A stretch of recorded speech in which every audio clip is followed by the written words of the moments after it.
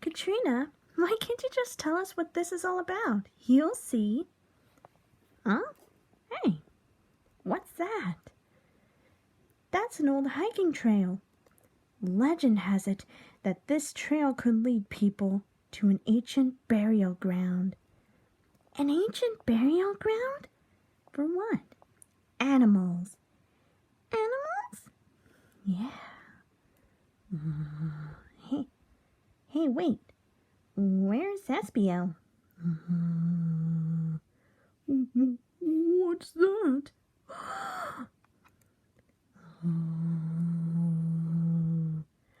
Oh my gosh!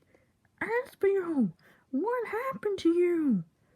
Oh no, he has returned from the ancient burial ground. Oh my gosh, oh no! Oh my gosh. Run for your lives. You go. I'll distract him.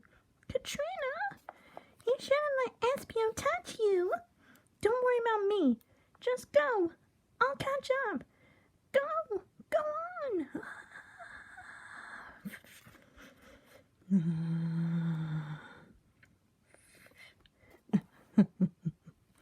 We got them real good. We sure did.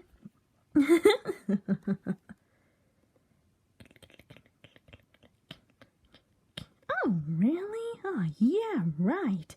We weren't scared. Not even for a minute. Ha ha. Ha, ha, ha. Yeah, very funny. Uh-huh. We all heard that cliche before. Man, and from here I thought that the old trail actually led us to the ancient burial ground. Oh, it really does. Which brings my mind into tonight's story. It's about two men who come face to face with a mysterious burial ground hidden deep in the woods near their homes.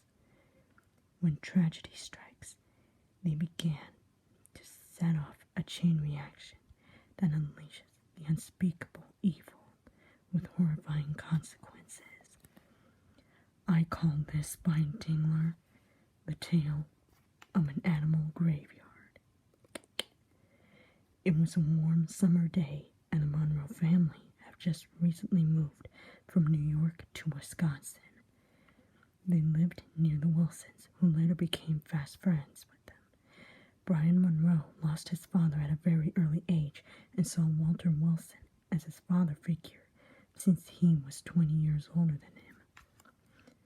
One day, when Brian and Walter were having a mad moment, they saw a dead cat in the road. Ugh, ew. They looked at each other and decided to take the cat to a burial ground that was deep into the woods near their houses. It was called the Animal Graveyard. It has been told by some people that witnessed children burying animals there.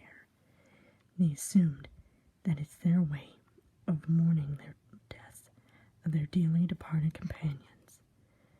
Brian and Walter went to an isolated part of the burial ground and buried the cat before they went back home. The next day, Brian Monroe and his family were having a summer get-together party with the Wilsons. However, when he and Walter went to get some hot dogs, they saw the same cat they saw earlier yesterday. They were confused. They thought that it was dead just yesterday.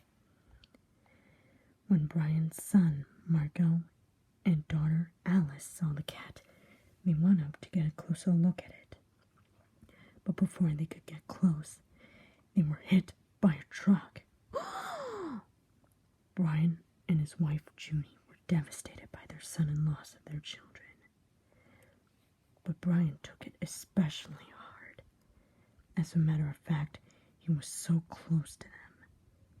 So in desperation, he took his children from their graves to the animal graveyard and buried them in an isolated, that same isolated part of that graveyard. Within a matter of hours, Marco and Alice returned to their home, only to be accompanied with their newfound friend, the cat. Before Brian and Junie knew it, their children were undead.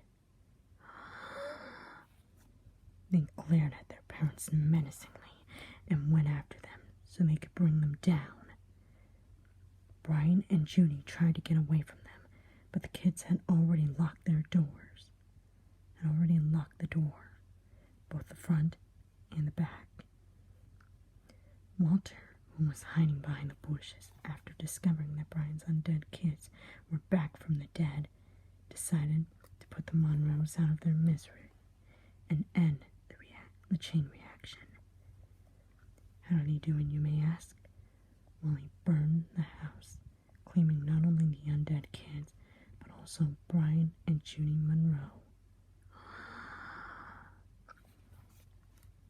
So now, when you come across to an old trail that leads to an animal graveyard, be careful. Otherwise, the consequences will go from bad to terrifying to the core. Whoa, oh my. And wow. Oh, gee. Oh, what a thunk. Man, that's the most realistic story I ever heard. Yeah. That is crazy. Oh, yeah. I ain't sleeping tonight. No way. Hey, that's my line, boss. I know, right? Yeah. Oh, man, that was creepy. I agree. Oh, my.